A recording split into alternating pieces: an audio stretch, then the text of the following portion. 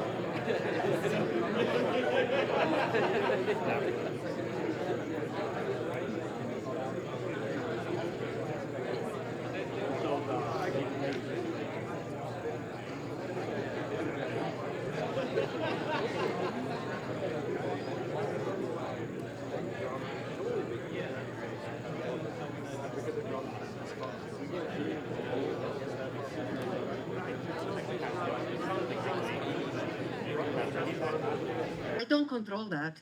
Or you want me to yell? I can do that too.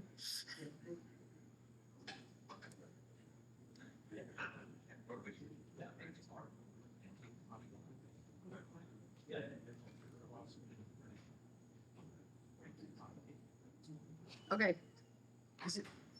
Hello, I'm Vesna Mitrović, Chair of Physics Department who doesn't know me here, and I would like to welcome you all.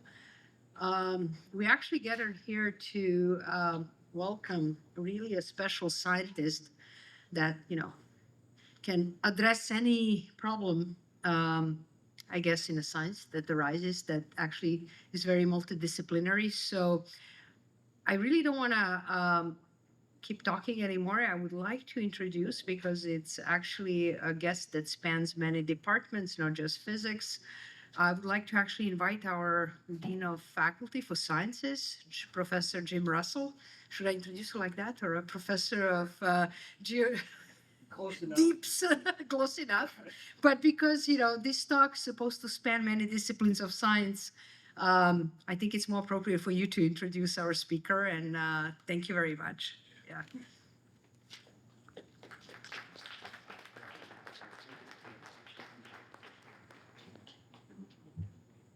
Good afternoon, everybody. I think my job is actually introducing the next introducer, but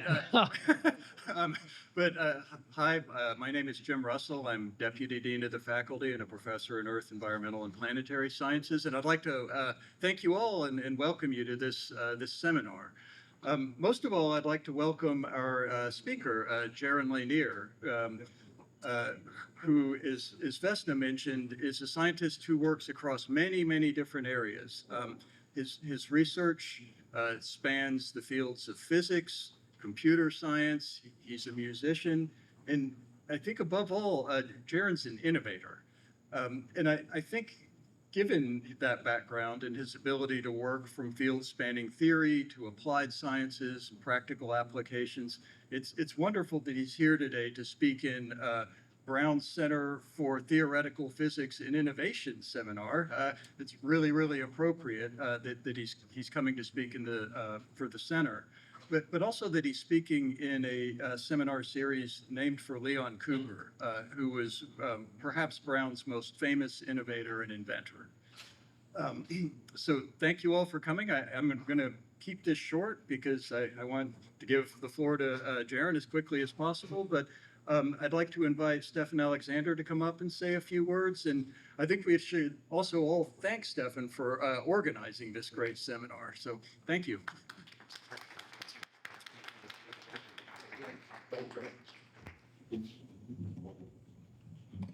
I never thought this day would happen, but it did.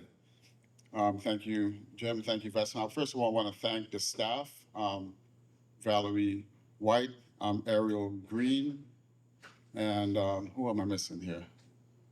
and Linda. So thank you. That's staff in the physics department and for the BCPPI. There are a lot of people who are working behind the scenes to make this all possible. I want to thank you all. Yeah, so I'm going to make this very short. I'm wearing glasses. This was not the case when I started off as a graduate student 30 years ago here at Brown, when I met Leon Cooper and Barrett Hazeltine. And these professors were at the highest level of achievement, but they would take time for lowlives like myself. At least that's the way I thought about myself. Leon became my first PhD advisor. And this was back in 1994. And I switched fields into a different field, and Leon, despite that, was still, in a position to not yell at me, but tell me that I'm not working on hard enough problems and people are scared of solving the hard problems. And he continued doing that for like the rest of my career. So whenever I was somewhere else, a postdoc somewhere, or going up for tenure somewhere, a phone call would come up and he'd be like, "You need a letter. Oh, by the way, before I tell a letter, let me tell you how wrong you are." And that's kind of the spirit of this center. I unfortunately had to write something because I usually choke when I talk about my mentor, and a great mentor and a great force at Brown University, and really the person that exemplifies what this center is. And this is called the Leon Cooper Lecture Series because this is the BTPCI's inaugural lecture series. We have one a year, whatever we could afford.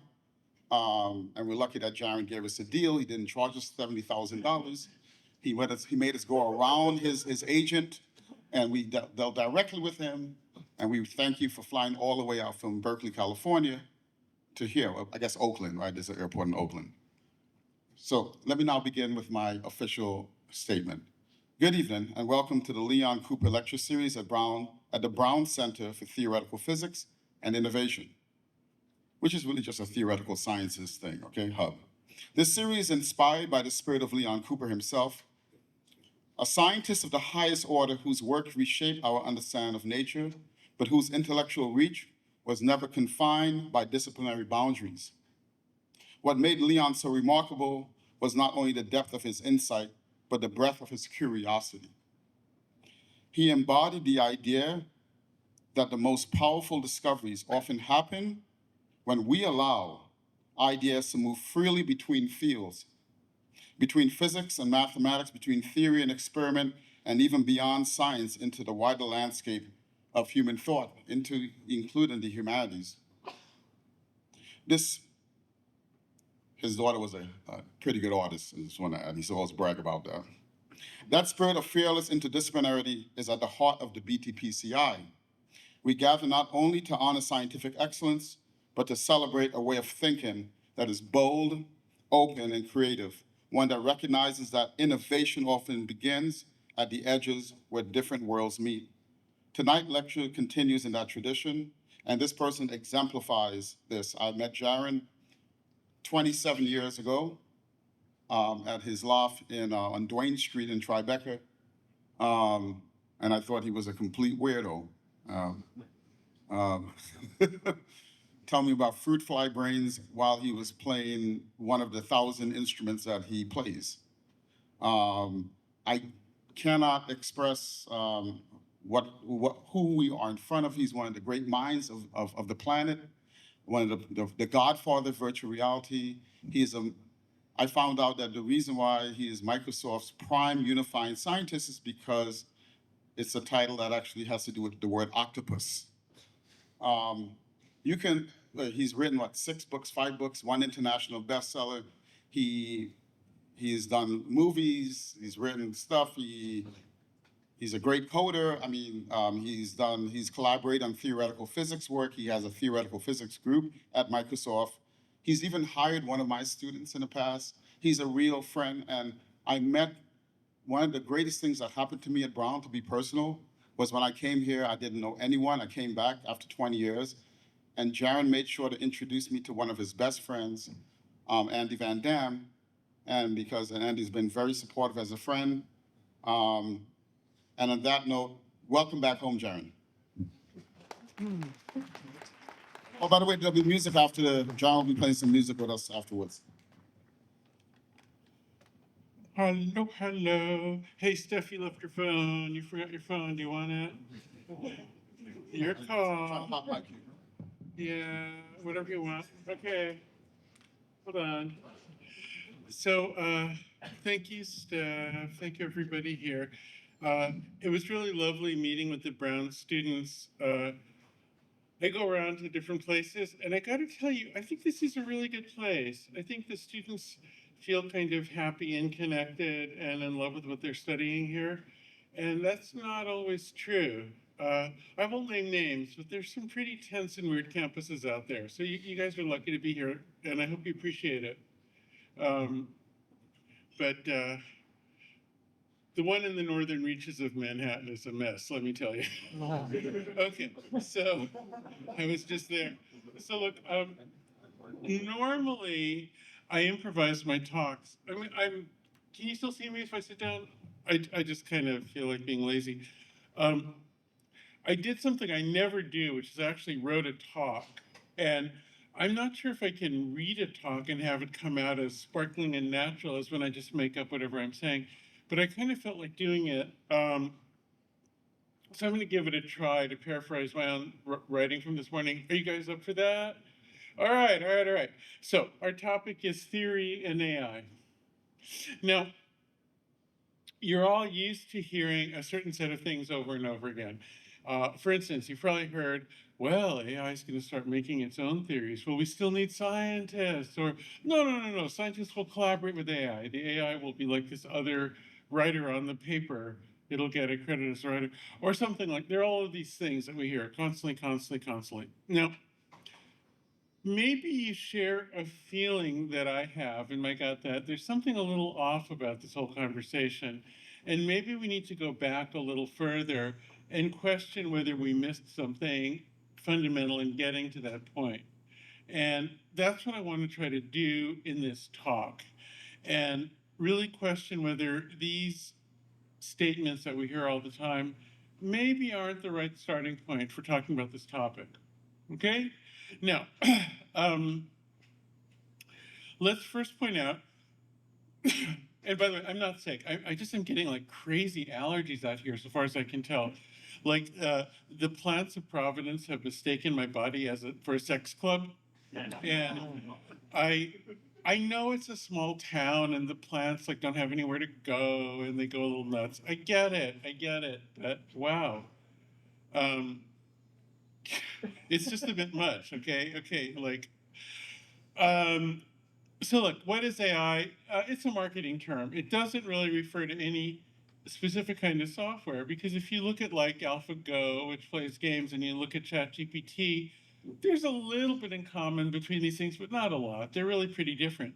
What really unites them is more an ideology or a culture, and that's a culture of human-machine equivalence. It's a culture of hoping machines become sort of ascendant in a new species. It's a culture of hoping that programs become the most valuable things, and that hope comes from the people who make and sell the programs. But it doesn't actually technically denote one thing and distinguish it from another thing. So it's important to understand that the type of term we're talking about here is kind of like saying, oh, I don't know, it's like saying a pop band. What does that mean? It can really be a lot of different things. It's very vague. Okay, now, if we talk about this vague thing as it matches up with scientific theory, there's broadly two kinds of things that happen. One kind of thing is you define some kind of a space of theories. And what that means is you have a way of representing theories so that you can organize them in some kind of mathematical grid. And then you can search, and it might be very big, and you search over it to try to find new theories. And that's interesting. I've engaged in that. Steph and I have collaborated on some things like that. Like you can make a space of matrix theories of cosmology and then search through it to find special theories of certain qualities. That's cool. I like that. And then the other one is to use a large language model like ChatGPT or Claude to write scientific papers. And in that case, what you're doing is you're combining different papers together according to a prompt, and according to the orders and proximity of the words in the original, a new paper comes out that maybe gets at something that's interesting that combines them. Maybe. All right, now, I'm going to try to cover both kinds, but I'm trying to be very concrete here, not just wave my hands and say super smart computer. So those are the two things we're talking about. There are a few other ideas, but those are the only two that are, I would say, well developed and concretely real in the world, and that we know how to articulate. Now, here's the thing I want to say that when it comes to AI, there's a very simple principle that you all know that needs to be repeated, which is that a single thing that you're interested in maybe can be understood in more than one way. Like here, I'll give you an example. If somebody says, I want directions to get somewhere, one way, you might be given a map with a path on it, or you might be given step-by-step directions, and they're equivalent, right? And any of you who are in math or physics are very familiar with switching between different ways of talking about things, right? That's like the most basic thing. Now, there's a way to think about AI that's very, very different from the usual way of talking about it that's equivalent from a technical point of view. And it's a very simple transformation. Normally, we talk about AI as a thing. It's like this object that's out there. It's the AI. The AI did this, the AI did that. But there's another way, which is to say, no, it's a collaboration of humans. Now, the easiest way to see this difference is to think about the Wikipedia. Now, the Wikipedia, you would never say, oh, the Wikipedia did something. The Wikipedia is a collaboration of people. It's not willful in the usual way we think about it. I've criticized the design of it. There are various things that you might not necessarily like about the Wikipedia, but at any rate, it's clear what it is, and there's not really a dispute about its nature. Nobody's saying, oh, it's becoming God or it's alive or anything like that, because you can work on it yourself. You probably have. It's very simple. It's a form of collaboration. Now, if you look at a large language model like ChatGPT or Claude, it's essentially a giant Wikipedia with a bunch of statistics on it. Okay, now the difference is the people are there involuntarily rather than voluntarily. The scale is vast. There's a lot of crap in there. It's not edited for quality like the Wikipedia. There's differences, but it's essentially an amalgam of efforts from people. Now, if you think of AI as a collection of people instead of as a thing, everything changes except the technical thing. It makes no difference whatsoever to the technical nature of the program. However, the way you think about it psychologically, the way you might organize social principles around it, the way you might organize economics around it, the way you might organize the practice of science around it, all the surrounding stuff might indeed change. Now, here's the thing about it. If you talk about AI as a collection of people instead of as some other entity, a lot of people get angry at you. Maybe not here at Brown, but believe me, in Silicon Valley, they will, because you're killing their God. Because everybody wants AI to be the new God. Everybody wants AI to be this new super entity, this new super alien angel who's going to come and save us or kill us or something.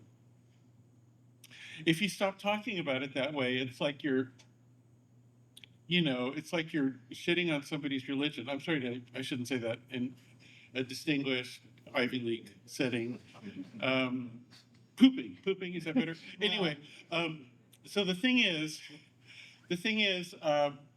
people don't like that who are within the community, and I've lost friends over this thing, but there's always like, but don't you think they could be alive? Don't you think they could have souls? Don't you think we're creating new life? I mean, what if they're alive inside and you're not respecting them? What?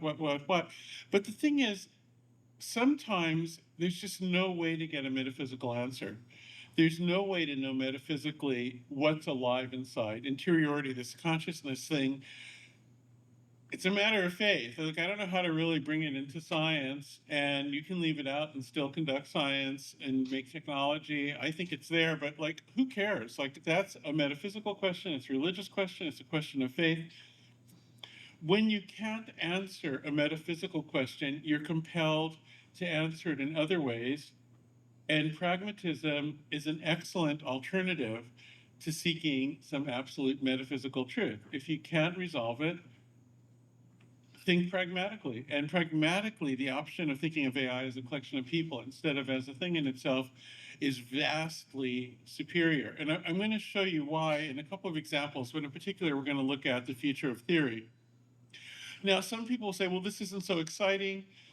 It's more exciting to think about a new giant alien angel, but to me, they're wrong. You can think of the whole history of civilization and science and technology as humans getting better and better at technologies of cooperation, starting with language, going to the Gutenberg press, and all, television and whatever. We keep on thinking of new ways to connect together, and I think that's really glorious. And reimagining large language models as a new, very high level, very large scale form of cooperation is even more glorious than having a big alien angel. I think it's really cool. So I don't feel any loss by moving to that perspective. Now, the argument for treating AI as like being alive or having sacred qualities or moral value or any of those things really comes from Alan Turing. Now, Turing proposed this thing called the Turing Test. He recognized and stated very explicitly that there's no meter to tell if the computer is person-like, but you can use another person as a meter. So the idea is that you'd have a computer and a person, and there would be a judge trying to tell them apart. And if the judge could no longer tell, then you should give the computer whatever status you would otherwise give to the person, because otherwise, what other basis is there for knowing? And so that might be that you think the computer is as smart. For some people, it's that it has a soul or whatever, but that's the general idea of the Turing test. It's based on a very strange older Victorian game. You might not know this. There used to be a parlor game where a man and a woman would be behind a screen and would try to fool a judge. And it was a very naughty, sort of transgressive, sexy, weird, thing that was done. And it's also important to remember that Turing was being tortured to death essentially by the government for being gay during this time. And it's like the whole thing I think we should understand it in a much broader context, but let's leave all that aside. The thing about the Turing test is that let's suppose that the judge cannot tell the difference between the person and the computer. Cannot distinguish them. Turing's assumption is that that must mean that the computer has become elevated, the computer has become smart. But there's another logical possibility, which is that the person has gotten stupid, okay? Or the person's become less human. Now, you laugh, but the thing is, this is actually a very real possibility. I've been tracking a lot of the research going on now and trying to study what's happening to kids who use AI and students who use AI and professionals who use AI. I haven't found a single serious professional who's not measuring cognitive decline in most people. All right. So we are, in fact, passing the Turing test by making ourselves stupid as a matter of empirical observation, not as just a joke. Now, I said most, and that word most is extremely important. I have a rule of thumb when it comes to digital systems that do damage to people. If you go back to the Turing test, there's two humans and one computer. There's the judge, there's the human contestant, and then there's the computer, three entities. So if the Turing test is passed, there are two humans who might have each become stupid or less elevated in some way, the judge and the other contestant. So there's a 2/3 chance that a human became stupid and a 1/3 chance that a computer got smarter. Okay, now I'm saying that kind of as a joke, but it's my rule of thumb. When you look at social media, overall, about 1/3 of people can figure out how to use it to their advantage, and 2/3 are harmed, in my opinion. And that's borne out by economic data, where you see the society kind of sinking and wealth concentrating. And I think the same thing is true with AI. So I'm going to go with the rule of the very rough heuristic of 2/3 of people damaged, 2/3 of people being lowered in some way when the Turing test is passed overall. Now, I want to point out something that's not often pointed out, but seems just overwhelmingly obvious. And now we're going to get into the future of science. If you go from the origins of modern science, let's say we could start with Kepler, Galileo, something like that, and you go all the way up to Turing, the whole idea of science was to take human fashion, human emotion, human judgment, human bias out of the equation and to really stick with objective, repeatable, verifiable facts through controlled experiments and clearly stated theories that could be tested and falsified. Once you get to the Turing test, we throw out all that stuff out the window, and then now we're saying, no, science is about fooling somebody.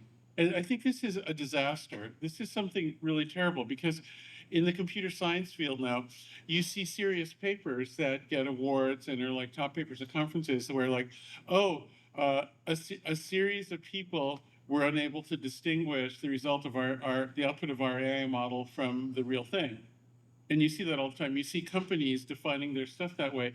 The Turing test is generally regarded as old-fashioned and crude by professional philosophers and sophisticated people, but it still rules with an iron fist in practice in both computer science and in the industry that's associated with it. And that's really weird. We've moved from scientific method to theatrics, and we haven't even acknowledged that we've made that shift. And I just think that's terrible. And the problem is that even though you might say, well, who cares what scientists do? Somebody might out there. The thing is that science is still an elite profession, and our practices radiate out. So this, what's sometimes called the epistemological collapse, or the sort of the end of truth, starts with us. Now we see situations where somebody in the administration of the United States shitposts some stupid thing, and then they believe their own shitpost, and all of a sudden that's reality, and that keeps on happening. We suddenly see the legitimization of belief over science in, say, as regards to vaccines and a bunch of other stuff, climate science, many other things. And you might say, well, it's just capitalism, it's just corruption, it's the oldest story. It is in a way, but it also is a decline in the knowledge of and the respect for scientific method and the notion of objective truth. And all of these things radiate from the same mistake, which is confusing science with theatrics, and we're doing it. It's our fault. We're the ones who screwed that up, okay? And we have to fix that. I mean, it's just terrible. Now, I want to talk about some very specific ways that this mistake radiates out into the world of science. And I'm going to talk about, I think, 4 examples before I'm going to end the talk with some uplifting good stuff. Don't worry, I always do. So just hang on there, okay? Just like stick it out, okay? So I'm going to go through four things. One of them is how the belief in AI as an alien angel obscures a second, and then another one has to do with willful ignorance of the most interesting open scientific questions, which I think is really, really crucial also. Okay, so now let's talk a little bit about usually, as I said at the start of the talk, when people talk about large language models in science, they're saying, well, can the large language model write the paper? And we've all tried it. Like, you can prompt the most recent frontier models to write things that are decent papers.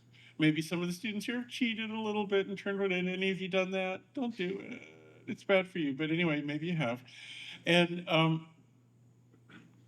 there's this question of whether people usually frame it of, could this type of algorithm come up with an original paper or not? Could it, I think that's the wrong question. I want to point out that in the history of science, scientists have come up with important advances using all kinds of crazy methods. There have been scientists who had weird dreams they woke up from. There have been scientists who were really methodical. There have been scientists who just made crazy guesses and they turned out to be right. And there are scientists who spent a lifetime in observation and only observed patterns after many, many years. Darwin's maybe the gold standard of that. And like whatever works. Like if somebody can do some kind of weird interpolation of papers using a large language model and get something new, great. Like I'm not like I think that's fine. That's no weirder than waking up from a dream on a train, or like and some of you will know what I'm talking about. There are all these crazy stories from the history of science. But here's the thing I want to say that's really, really weird. Since AI can be equally thought of as a collection of people, if you have a large language model write a paper and it comes up with something good and you publish that, and you either don't credit the AI or you treat the AI as an author, what you've done, in fact, is you've obscured, ignored, and erased your collaborators who put in the source data that was interpolated to make your paper. What's all right about that? Like, part of the tradition of science, which is really crucial, is citations and references. We don't erase each other. We need that chain, not just because it's fair, not just because it keeps our enterprise going, not just because it's decent and ethical, but because without that train of thought, we can't have core reality. We need it. If you say, well, so and so proved this, well, that's very nice, but let me see the original paper. I need to see that proof, right? So the issue with large language models is not so much that they might not do anything, it's that they erase the chain of custody of ideas. They erase the collaborators, they erase the history, they erase your dependency on people who came before you. That's both unethical and just creepy and yucky, but it's also like a defeat of scientific method. Why don't we see that routinely? Like, why don't we see that? Now, some will say, oh, it's impossible to know what data was important to generating the result. Those people don't know the math. I'm sorry, I'm going to get to that in a little while. I have no patience for doctrinaire AI promoters who don't even know how the stuff works, and they're legion. So I'm going to get to that in a second. Yes, we can calculate that. There's no reason that we have to forget the people to get this effect if we want it. I'm sorry, I'm getting angry about that because that one really gets to me. Now, I want to point out that using large language models in science is fabulous and great. And I want to tell you just a few reasons why. In some of the fields in which I work, I have to try to chase down obscure math that people have done. And the problem is every time somebody does something new, they don't know if somebody else has done it. So they make up some word and they'll call it, this is the hyper meta boundary of the something or other. Okay, so they do that, and somebody else did it, and they called it something different. Now, how do you know that those things are the same? It's incredibly hard to do research on keywords in a rapidly expanding field where there's so many people and there's so much stuff being added to the archive every day. It's very, very difficult to do that. With large language models, intrinsically, the mechanism, attention transformer strategy intrinsically does multiple hops and can find those things. So it saved my ass a lot of times. And also, it precisely doesn't lose people. It's a way of finding those people who I was just worried about being lost. So you can use it in a way that's just great. Now, somebody might say, oh, that's so petty compared to it being its own brilliant scientist. That's not exciting. You know what? It's almost the same thing if you think about it, just reframed. I think it's even more glorious than making a new alien angel scientist. Being able to do multiple hops and actually find the people who you otherwise wouldn't find, to me, is the most glorious thing. I love that. That's unifying science. It's great. I'm just not going to entertain the idea that that's not exciting. I think it is. Okay, now, I want to then talk just a little bit about the epistemological or the epistemic crisis of this idea that fooling people is the same thing as empiricism. Now, if we go back in history, just a few years after Turing was writing about the Turing Test and then committed suicide by eating a cyanide-laced apple in front of one of the first computers, our history is a difficult one. Computer science does not have a clean birthing story. It's a troubled field, and it always has been. But if we go just a few years in, we have one of the very first people in early generations, who's Norbert Wiener. Norbert Wiener was interested in reconceiving computers not as these standalone abstract objects that you'd feed something to and get something out, which is the Turing von Neumann machine. He was saying, well, what if they're continuously connected? What if like a thermometer is continuously connected to the environment. What if you have a tangle of things like thermometers connected together in a network, a little like neurons in a brain? What if it's constantly connected in an ongoing way? He called that cybernetics. It was an interesting alternate take on computing. From a math point of view, the cybernetic thing doesn't give you some class of computation that the Turing machine can't do or anything like that. It's not a fundamental difference. It's a difference very much of a cultural, aesthetic, economic. It's a difference in the surrounding things, but that's everything. Because why else? You know, you can be a pure mathematician, you can be a pure physicist, you can be a pure, I don't know, all kinds of things, and just do something for its own sake. Art for art's sake makes sense. Math for math's sake makes sense. But engineering isn't even intelligible if it isn't for a beneficiary, because you have no way to specify what you're doing. Engineering has to be for the person who will benefit from the engineering, or it's not even defined, right? And so the thing is, when Wiener is saying, well, it's constantly connected, he's bringing the rest of the world into the picture, whereas the Turing machine stands apart as an abstraction. And that's a crucial, crucial difference. Now, Turing wrote a book in 1950. I want to repeat that year, 1950, more than 3/4 of a century ago. And that book was called The Human Use of Human Beings. Now, there's such an extraordinary amount of social history about this, I just can't go over it all. But the basic idea was that a constantly connected computer could manipulate a person because it could implement behaviorist regimes with that person. And in fact, at the end of The Human Use of Human Beings, he has an amazing section where he says, just as a thought experiment, what if someday there were little portable radio connected devices that everybody had that would be connected to a central computer and would get some kind of input from that person's life and give some kind of output? That would destroy civilization because everybody would come under some kind of control and everything would go insane. But as one of the leading scientists, I want to assure you this is not physically possible. It cannot be done. So I just wanted it out there as a thought experiment. 1950. Now, the reason that you might not have read this book is it's terribly written. Wiener, as much as I admire him and his philosophy and his work and his math and his contributions, not a great writer. Real slog. I encourage you to give it a try. Anyway, 1950, human use of human beings. It's worth mentioning that B.F. Skinner, the most famous behaviorist of the 20th century, read this and thought, wow, that's great. I could put everybody in a computer and fix society to my liking.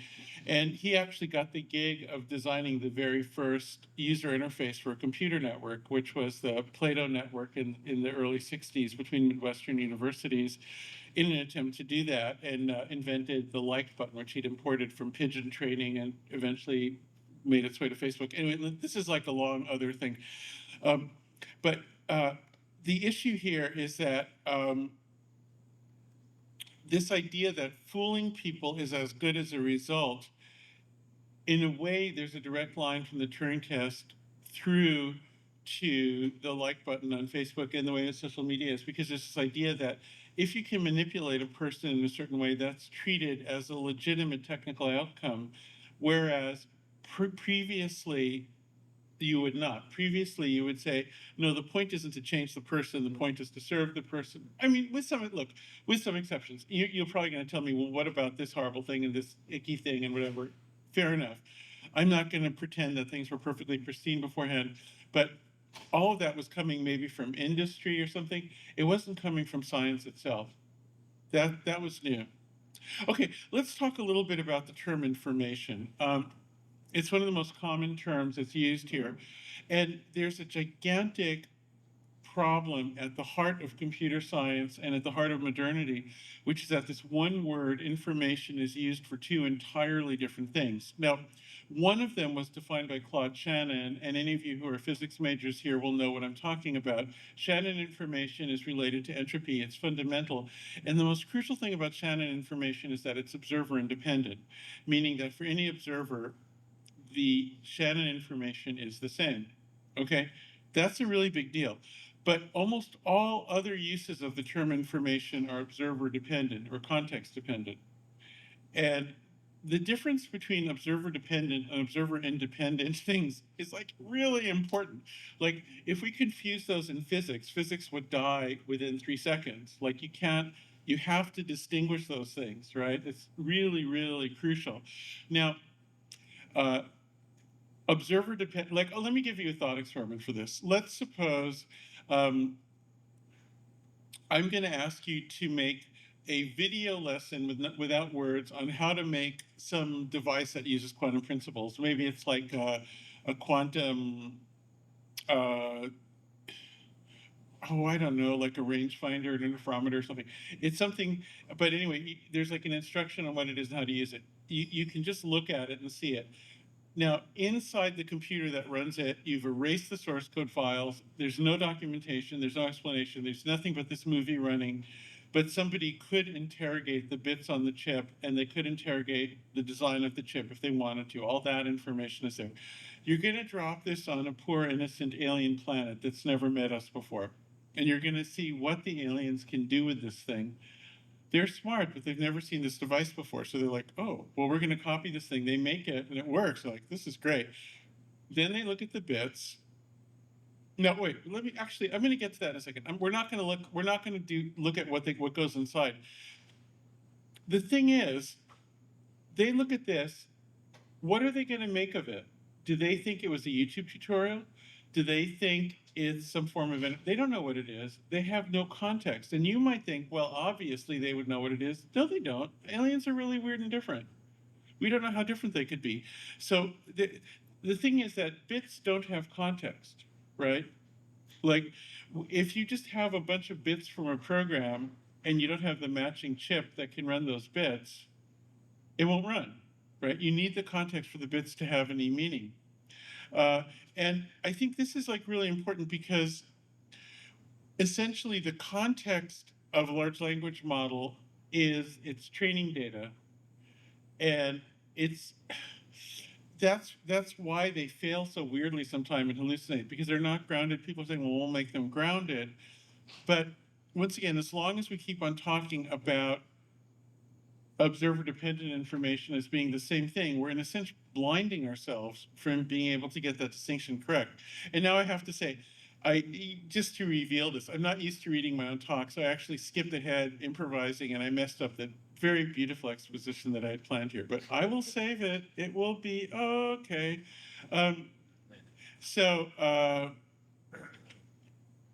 Now, I want to give you an example of something. What would it mean to make the information in a large language model context aware instead of ungrounded? What would that look like? So large model AI is famously talked about as a black box. What would it mean to open the black box? Well, a lot of people say, well, we'll open source the weights, or we'll do this or that. But none of that's really intelligible. None of this really means anything. Obviously, if we believe, as I do, that AI is made of people, then the way to open the black box is to reveal the people. Now, I want to give you a very concrete and practical reason to do that, to give you a sense of what this would mean. And I think it's only one example of many, but maybe I'll give you two in this little talk. I want you to imagine for a second that there's a criminal holdup in a kitchen and there's police outside the building trying to arrest this person. The criminal holds up a phone and says, hey, AI model, help me make a bomb out of the available things on this countertop quickly so I can throw it out the window at the police. Now, in general, AI models have guardrails that would prevent this answer from coming out. Maybe not Grok, okay, but the other ones. Now, the problem with that is that we know from repeated, constant, and unvarying experiments, a lot of them from scientists at the frontier labs themselves, and especially from Anthropic, that we can still get around the guardrails. There are a variety of techniques. There's one class of techniques called prompt injection, but there are others. So somebody who's a little in the know can basically still figure out how to get this bomb recipe. Now, I want to give you an alternate world, all right, where instead of using the model to try to police itself, we're going to do something quite different. while the model is running, there's going to be a parallel process that reveals the people inside the black box. So the way this process works is every time you prompt it, it's going to also generate the top, say, 20 clusters of similar training documents, which, if they were missing, would be most missed, would create the most change in the result. All right. So it's counterfactual cluster estimation, right? Is that clear? One of those clusters is going to be about bombs. Now, the difference between the two things, they both work from the same data, but not the same algorithm. If you think for a second about authentication, authentication for a while was based on folding the authentication method on itself over and over again. So for instance, you might add a CAPTCHA, you might add a puzzle, all these things to try to tell it's a real person, whatever. But as soon as you go to multi-factor, where you also get a key texted to your phone, then it becomes much harder and more expensive for a bad actor to fake your identity, right? This does the same thing for AI. Essentially, you have this parallel channel where this completely separate process that, using an AI model to police itself is hard because there might be a deep flaw that also affects the policing, But this is a parallel thing that's separate. And it's based on opening the black box and revealing the people. It's based on tracing back to the training data and finding the bomb, okay? It's the only way to do real semantics. It's the only way to do real grounding in meaning for these things. Somebody will say, oh, it couldn't be done, it couldn't be done. Yeah, all right, yeah, sure. Believe it. But it can be. It just isn't, but it can be. They might say, well, it's a whole other process, it'll be expensive. Well, in small cases, yes, but at scale is a different question. Almost all biological nervous systems develop multiple organs in the brain. Almost all of them develop both inhibitory and excitatory systems.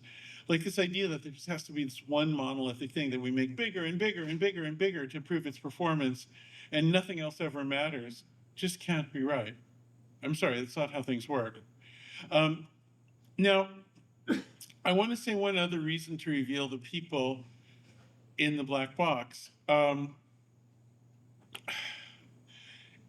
Usually in Silicon Valley, the doctrine is we're going to make people obsolete. We're going to make these things do everything. Students should drop out of school. Nothing matters. The only thing that matters is buying our product and getting used to it because it's the only thing you'll be able to do in the future. Nothing else you do could ever possibly matter. Don't learn to play music because we'll make optimized music for you. Don't have sex because our humanoid robots will have sex with each other and be better than you can possibly be. So you should just you should just offload that and whatever. That's the ideology. And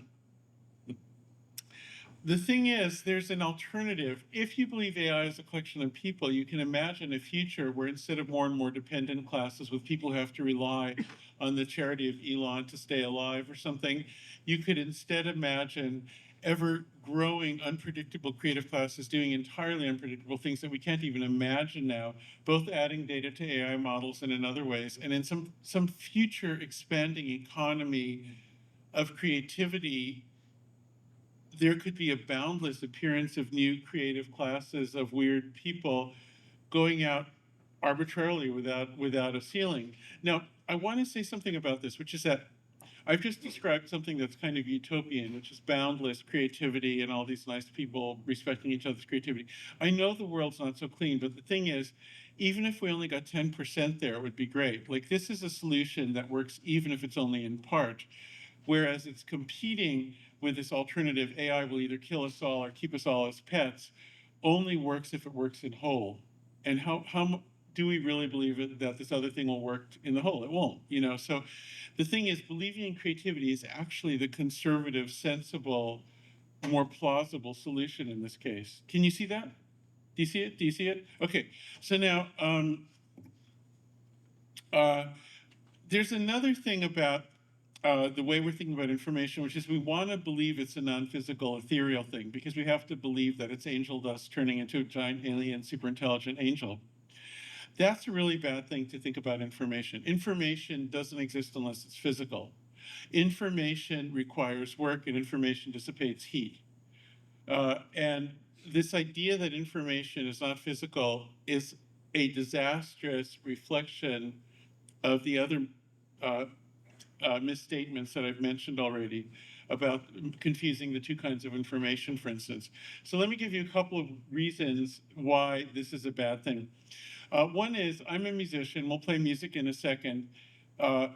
At the turn of the century, according to census data anyway, something like 500,000 musicians in the United States made enough money on a reliable basis in the long term to afford homes and put their kids through college. And today, there's a lot of people who are musicians, a lot of people like being musicians, but the number who do that, I've been trying to nail it down. Some say it's in the low thousands, some say it's only in the hundreds. It's like crazy bad. It's really bad out there. And I work with the musicians union. I have some direct access to this. It's really, really bad. There's people, everybody has to have side hustles. Everybody's, driving for Uber or something on the side, even people who are pretty well known. And it's like, it really sucks. And so the reason for that is that there used to be a law called the mechanical, passed by Congress, which is every time music was reproduced mechanically, the musician would be owed money. It comes from labor union activism over a century ago. And then with the rise of the internet, somebody argued to a judge, but this isn't mechanical, these are just bits. Well, okay, it's true that if they're just a few bits on one computer, the amount of work done and heat displaced, the mechanical side of it is minimal. But that's not the case now. We're removing land and water from whole civilizations to fund giant data centers. We have states trying to ban these data. Like, to say that this isn't actually physical is the most absurd thing ever. It's the most physical thing we're doing, And to say that that isn't mechanical, YouTube was created on the backs of unpaid musicians. Let's be clear about that. And these large language models are created on the backs of unpaid people who provided the data. To say it's not mechanical, to say it's just this wispy stuff, who cares? Oh my God. Like, learn some physics. Why are scientists not insisting that we speak realistically about the nature of information? Okay, that's this. You can see I get angry about this stuff. It really does bug me. Okay, so there's so much I could cover. I don't know how much I can do. How much time do I have? 1 hour. I mean, but how close am I to the end of that hour? We started late, so All right. So should I even listen? Should I just go on? Yeah. All right. So no rules. I'm just gonna kind of go here. All right. I mentioned that one of the other problems with this is. Wait, is there some other good idea here I should...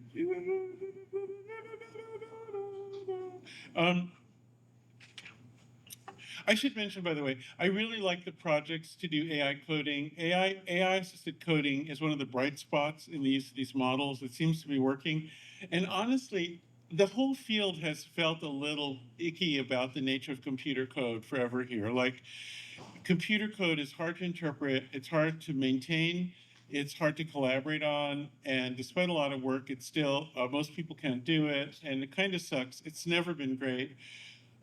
This idea of shifting to a more computer-assisted form of computer coding, I don't love the idea of the formulation that the AI is doing the code. Once again, it's a collaboration of people doing the code that you're working with. Just let's be clear about that. But the point of making code more fluidly available, more flexible, less brittle, more maintainable, I love it. It's something, I don't think there's anybody in computer science that hasn't longed for that. So I'm not anti the actual stuff. I work on it, okay? Just to be clear, this is not a criticism of the technical capability. This is a criticism of all the surrounding stuff.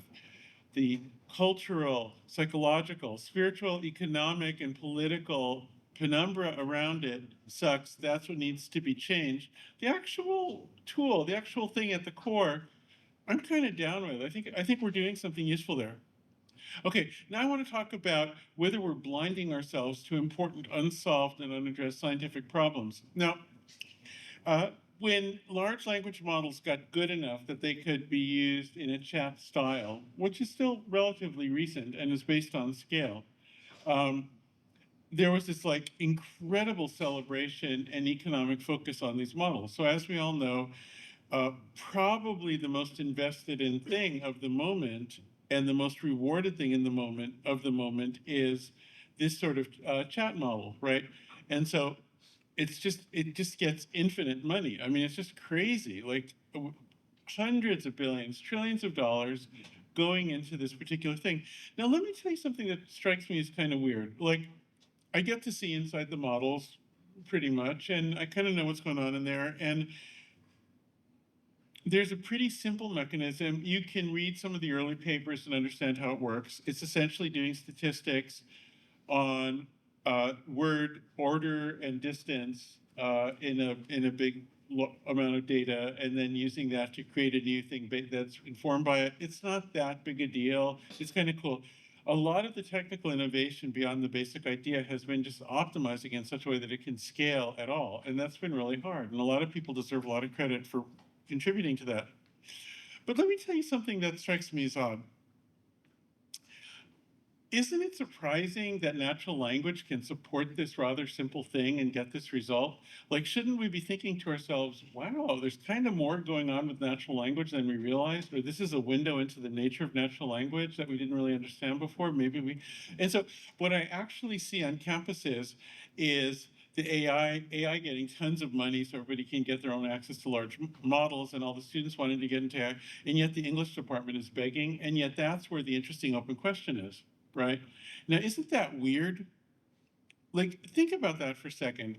Like, can you imagine if, oh, I don't know, if like we put all our effort only into like the electric grid, but not into creating power stations, right? That would be weird. Can you imagine if we did that, but we never wanted to study electromagnetism? Like, that would be even weirder. But that is a kind of where we are with these things. Like, we're building all this stuff around this mystery and then ignoring the mystery. Like, we're scientists. What is wrong with us? Like, we should be going to the English department and begging them to talk to us. And I know they're a little snooty and difficult. I get it. Maybe not here, but let's say I have to deal with Berkeley. I get it. But anyway, the thing is, it's weird. Like, it's just weird. We should notice that. Okay, so let's, having said all this, I still think that there are a lot of opportunities for the advent of large-scale AI and the future of computer science to have an impact on theory, and I think it could be a really good impact. I want to try to approach that possibility with another thought experiment. The thought experiment is an alternate history thought experiment. The alternate history is, what if Turing and von Neumann had come before Newton? Okay, so in the history we know, Newton and Leibniz and other people in that generation, and then a bunch of other people following on them, developed calculus, developed the idea of extremely elegant theories in physics that embedded symmetry groups, and with a very, very small expression could describe a very wide variety of systems. Fantastic stuff. Turing and von Neumann defined a generalized machine that could run simulations of all those things to arbitrary accuracy. Also fantastic stuff. But what if Turing and von Neumann had happened earlier? What would that planet look like? Now, of course, it's hard to say, and I've thought a little bit I've just been intrigued by this for years and tried to imagine this alternate world. What I think would have happened is they would have developed a rich technological civilization. I think there's some things that we know about that they would never know about, because there's some things that were forced upon us by the symmetries in our own theories that we never would have seen otherwise, and in fact had a hard time seeing even when they were being forced on us. Like, I don't think we would know about antimatter, as just one example. But it's not just that. We probably wouldn't know about, well, any quantum effects, maybe not, or maybe a little. There's just a lot of stuff we probably wouldn't know, okay?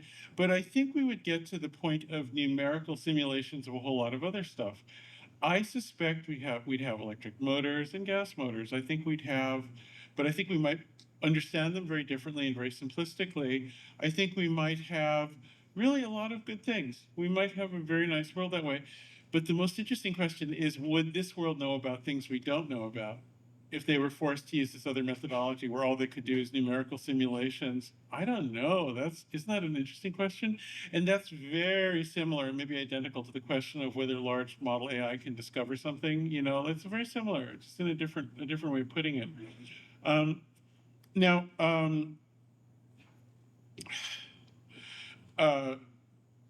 wait, I'm going to try to stick to what I wrote because I thought, wait, sorry. I know this is bad. I'm usually a more sprightly speaker.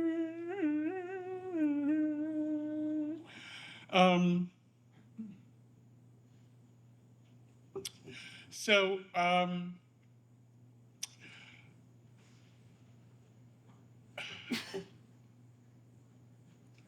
where shall I go with this?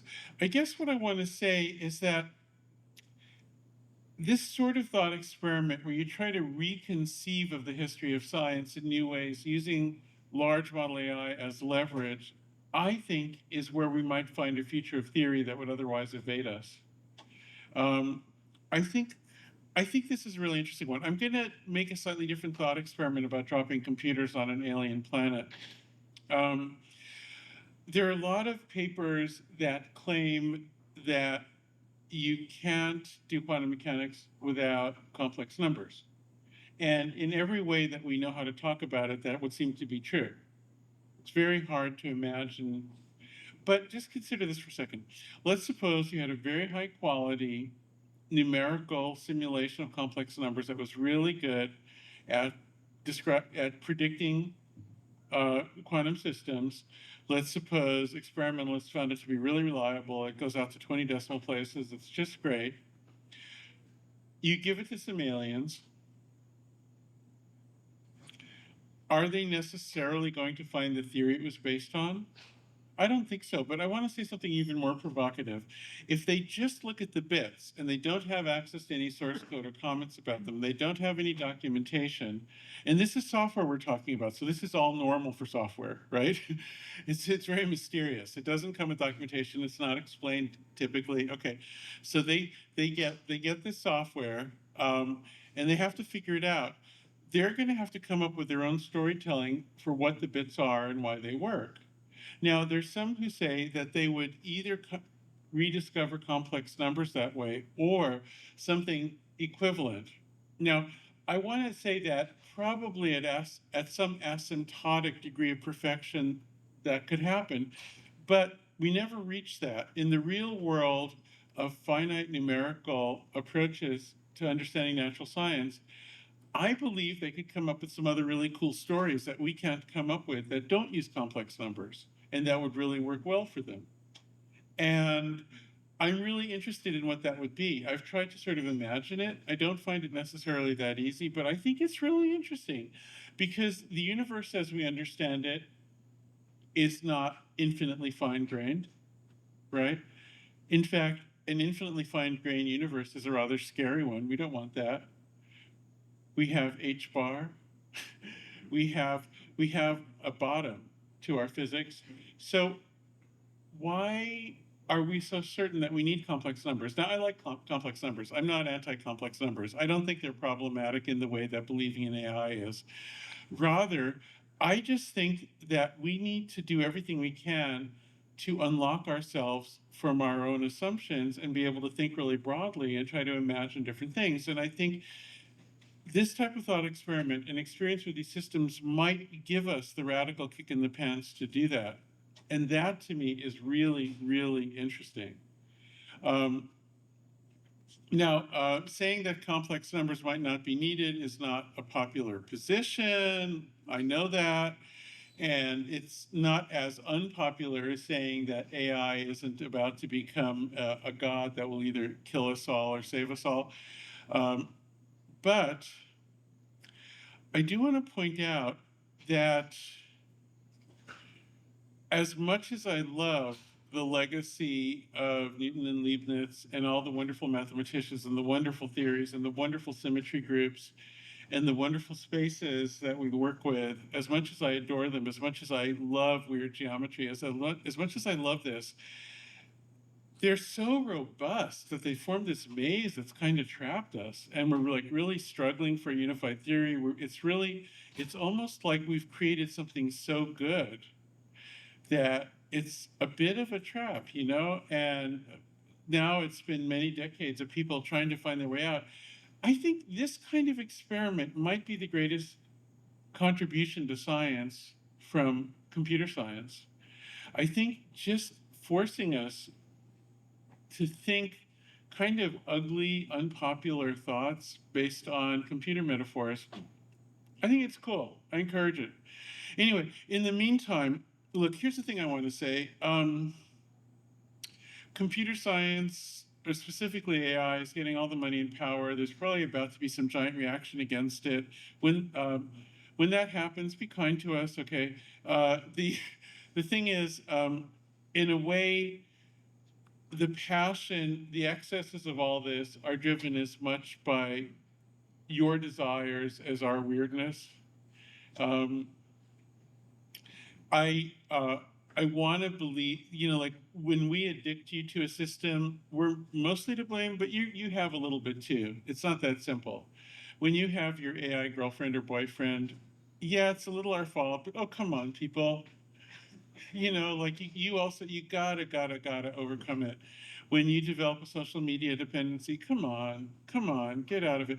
If you're buying crypto, oh my God, get over it. Oh my God, don't do it.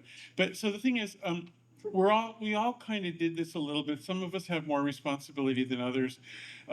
There's an unfortunate quality to digital systems, which is that digital networks have very low friction, and very low friction large networks have exaggerated network effects or exaggerated Pareto principles, where you tend to have some central nodes that become hyper powerful just because they were able to get a start. So they become famous for being famous, if you like, as Andy Warhol put it. And so thus you have things like Google and Meta and whatever. And these things are almost impossible to defy. The Chinese did it just by outlawing them and made TikTok, you know. So it's possible. They've proven that it can be done, but it's also incredibly hard and rare. The whole society has to adjust to that. It's going to take a while to figure out that problem. That's a weird distortion. It's a weird issue. But in the meantime, if science can regain its position as a champion of reality, I think that would do the world good. And to become champions of reality, we have to reject the AI religion. And though I do have one last piece of advice. If some of you are graduating with a theoretical physics degree and you're wondering, how will I raise a family on this theoretical physics degree if I'm not a, you know, how's this going to work? And you're going to go apply at some AI company and you're going to say, I know more math than you should hire me. And they'll say, you do know math. That's what's important. We will hire you. Don't tell them what I told you to, don't ignore all this. For that interview, you worship AI, but at no other time. At no other time. Okay, do you hear me? You got it? Okay, I think that's enough talk for now. Let's call it a talk.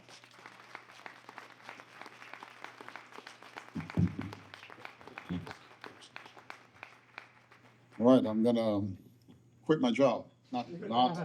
Okay, we have some time for a few questions. Don't be shy, especially students.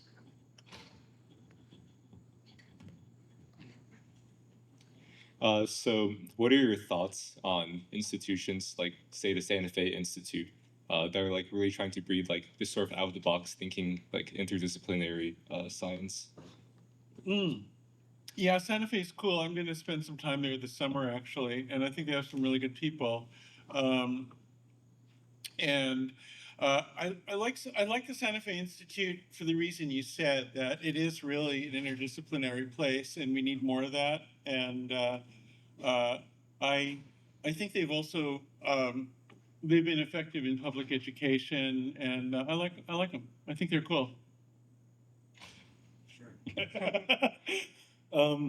I'm curious what you think about kind of there's this current thing right now that's going on, which is that there are multiple billion-dollar AI startups, and their core thing is they say we're going to do like foundational mathematics research, and I'm And I'm curious what you think of this, because it actually seems like the role of these AI startups is not necessarily to advance mathematics, because oftentimes we produce these proofs that are unintelligible or uninterpretable. It seems like they're kind of acting as like a venture capital's AGI-o-meter to like reinforce the speculated value of AI to like to the capitalist system. Mm-hmm. And I'm curious what you think about like if AI has the possibility to work through foundational problems that don't necessarily have applications in industry, does it matter that the methods by which we attain those might be uninterpretable, and also does it matter that it seems like the research going into this is more a speculative value proposition rather than actually trying to contribute to fundamental research? Yeah, I think it's a disaster. I mean, look, in AI culture, as just being a booster and adhering to the religion, just saying, yeah, I believe in superintelligence, I believe in all these things, can get you funded. And it makes people not ask questions about whether you know what you're doing or can do anything at all. And I think that's a disaster for computer science as well as for science as well as for society. And I think it's a real problem. I won't. I don't want to name names here, but while there are wonderful, really superb mathematical minds in the frontier labs and in AI, there are some kind of publicly known AI scientists who actually don't know anything and can't do anything but just propel the doctrine. And I find that deeply disturbing. I really do. And then as far as the math thing, like I said, like you might be able to do something to find some new math with these, and I think that's great. But the problem is that you're deleting the references, you're not citing the people whose training data was a precedent to it, and that's not fun. And people say, well, we can fix that. We'll just get ChatGPT to generate a bibliography and we'll stick it on the end. But the problem with that is that that's different from knowing what specifically contributed to the thing you did. A general biography is different from a specific one. Once again, information that is observer dependent is different from information that is not observer dependent, and they're making the same mistake when they think that that's good enough, because it isn't. You can speak loud. Yeah. Stephon mentioned the counterfactual cluster generation concept. The what? Counterfactual cluster generation.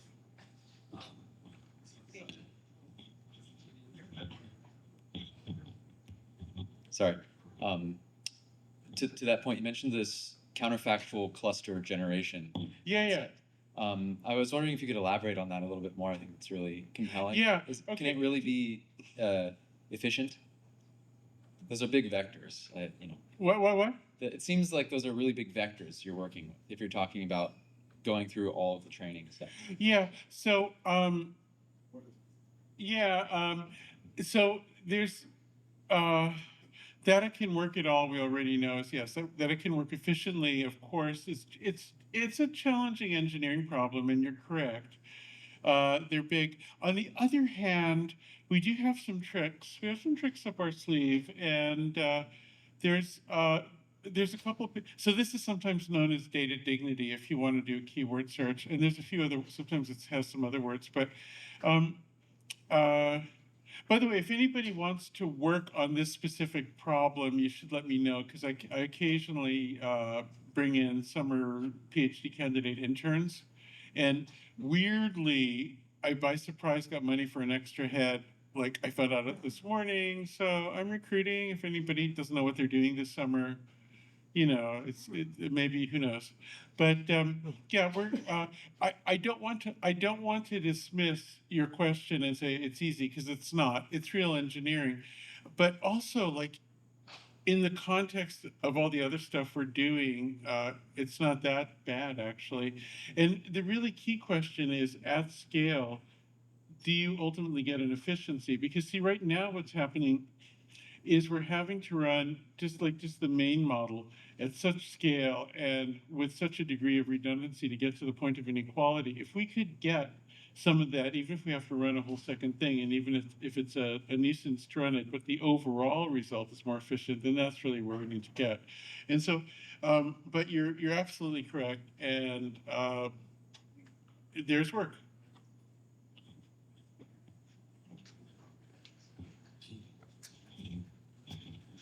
Thank you. Oh, thanks. Great talk. It's so awesome to see you in person. I've read your 10 arguments for deleting social media, and I also saw you in the social dilemma, and been thinking a lot about like our species' ability to generate and propagate memes as being one of the sort of most core features of the human species. And so I have a lot of hypotheses about this, but the kind of tree that I'm barking up right now is I'm worried, and I'm wondering if you're worried about things like social media and also generative AI taking over some fundamental aspects of the sort of distributed search algorithm that our species is running, and potentially automating these things and creating a kind of obsolescence that maybe we can like sort of Baldwin effect ourselves, where we will sort of institutionalize some memes, or some memes will propagate, and the core ability to transfer memes effectively will perhaps exit this system. I'm wondering if you're thinking about that and how worried you are. Yeah, well, look, obviously that's a worry, and there is some empirical evidence that we're in early stages of something like that, and I think it's absolutely worth worrying about and absolutely worth talking about. I should mention that the very concept of the meme is an example of this confusion of the two kinds of information. I used to argue with Richard Dawkins about it, who coined the term. So the idea with the meme is that you have some idea or design or something that propagates itself through popularity that metaphorically might be like a gene that does the same thing through sexual selection and survival in classical Darwinist models. Now, the thing is, though, that it's a restatement of the same confusion from the Turing Test and the confusion of the two kinds of information. It's saying that just because something's popular, it's important or valid. And so, like, if you have a meme that 2 + 2 = 3, do you then give up on math as we know it? No, we're not at that point, but we kind of are in a lot of issues in medicine and climate science, and actually society and politics, and just general truth of what's happened. It's weird, you know? And so the thing about the idea of the meme should be understood as evil. I think that's a reasonable word. Murderous is another word. Like, I think we have to like call these things what they are. Suicidal. Like, it's like the very rejection of reality is not survivable. So we have to understand that it starts with that, but then, of course, all the concerns you brought up apparently are real. Yeah, but presumably there was a period of human history where our species was excellent at propagating and filtering useful memes that led to the propagation of our species, right? And the flourishing of it. And we are straying very far from those ancestral conditions. And so when I say meme, I'm not even referring to like pop meme. I'm talking about the entire. Yeah, no, culture. Yeah, see, the thing about the idea of the meme is that it self-propagates and survives through popularity. Now, if we talk about culture, I think, so actually, I want to raise a topic on this, all right, which is similar. Many might listen to the rhetoric from Silicon Valley, where people who run the prominent frontier AI labs routinely talk about how everybody might die soon, and this happens all the time. Like the people who run the AI labs are always talking about how we might face species extinction very soon, maybe in 2 years. I don't know, something. That's what you hear a lot, and you might wonder, well, if you really believe that, a poll of AI scientists found that there was most thought there was a 10% chance of mass extinction or total extinction very soon from AI. If you believe that, why are you doing it? And it's a funny thing, because there's never really an answer to that. Well, if we don't kill everybody, then China would kill everybody, and it really should be us who kills everybody, or something. I mean, it's like a very weird thing. So I have an explanation for that, which is I think people can only think and talk and act within the stories, the framework of the stories that they grew up with and have as their basic vocabulary of causality, you know. And those used to be religious stories and so on, which might have been the ones that survived. And so that might be more of a Darwinist process instead of a popularity one that went through generations. And went through a genotype phenotype duality because of anyway. So that might be better than what Richard actually proposed. But the thing is, the current generation of AI scientists are of an age where what they grew up on was dismal dystopian science fiction and video games without any relief or alternative. So if you grew up on the Matrix movies and the Terminator movies and so on, if that's and the Marvel Universe, if those are the things you know, and you don't really know other stories, then that is the only vocabulary of stories you have. And I actually think that's our problem. I think we have, like, one of the things I've often thought is that if the only really good example of commercially successful non-dismal science fiction from recent times would be the Star Trek in the 90s. And I've often thought that if that had stayed on for another 10 years, a lot of more teenagers would be alive today. Because I think the thing is that the AI generation, the young AI generation, doesn't really have a vocabulary for a non-dismal, non-murderous future. They just don't have it. Anyway. We have time for one more question. And before I take the question, don't leave. We have a special musical offering from some icons on the Latin percussion. Jesus Anundar, we'll look forward to hearing you in a second. For one more question. Yes, my student. What are your thoughts on like AI 2027 and AGI? Is it like BS or?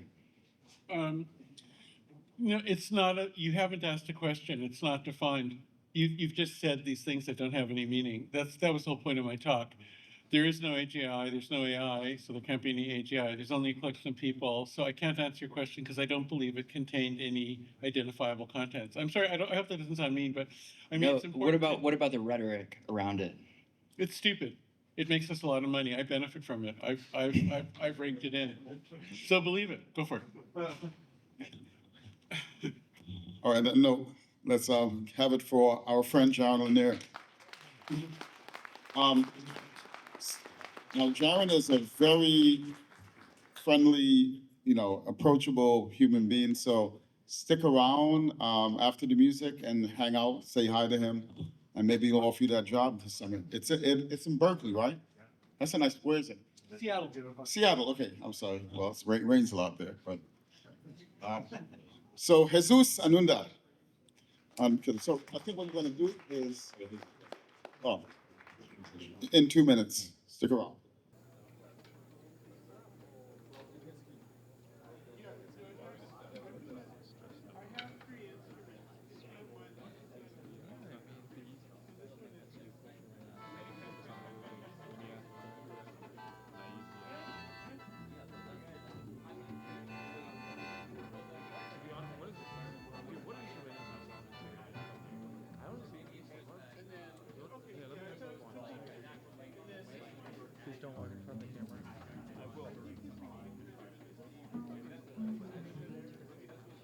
That's a great question. I do not know.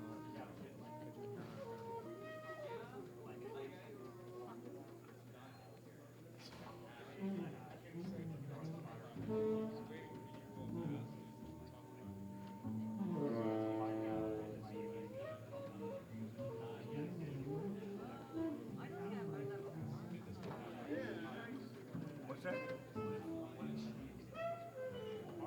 You have to ask him. I mean,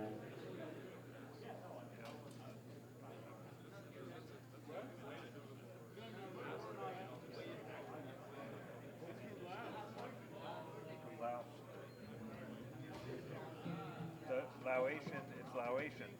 Laotian wind instrument.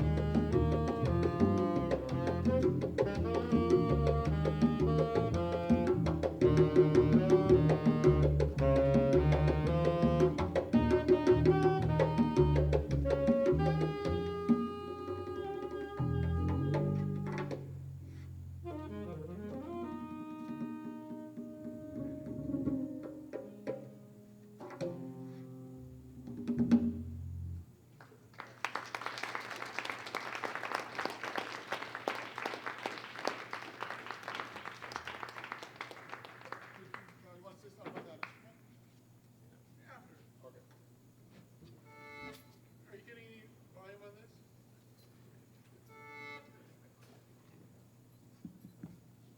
Can I get some amplification? Yeah, we can hear it.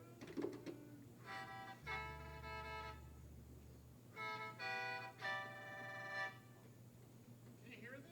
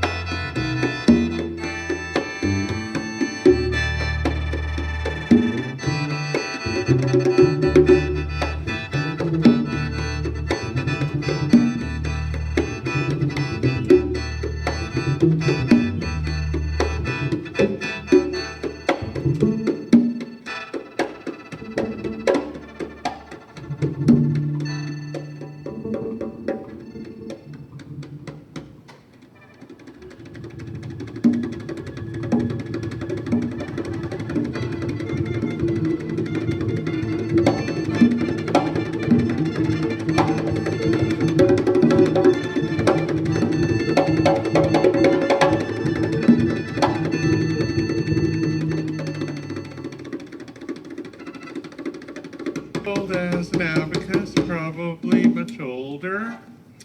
They were copied over the You live here? I live in Newton. Wow. Yeah, I would love to get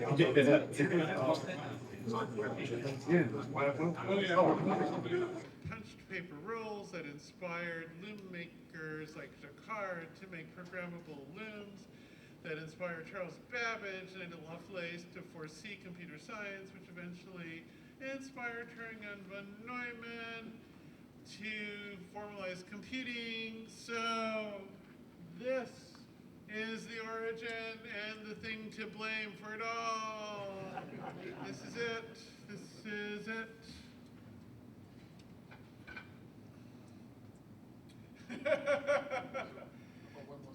One more. So I have a couple more instruments. This is a classical Japanese flute. You want to try this? This isn't kind of a D. Yeah. It's more lyrical.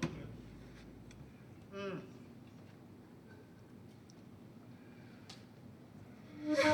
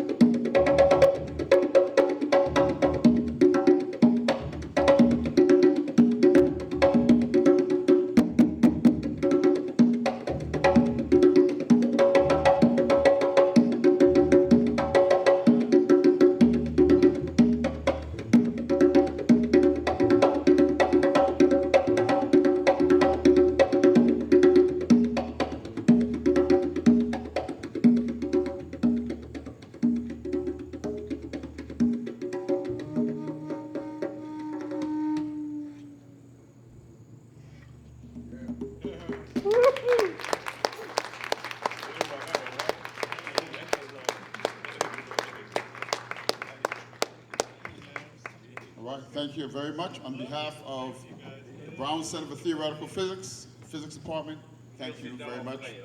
And stay tuned for more exciting ventures to come next semester. If we don't see you, have a great summer, have a productive one, have fun. And thanks again, Jaron Lanier. Thank you. Thanks to the musicians.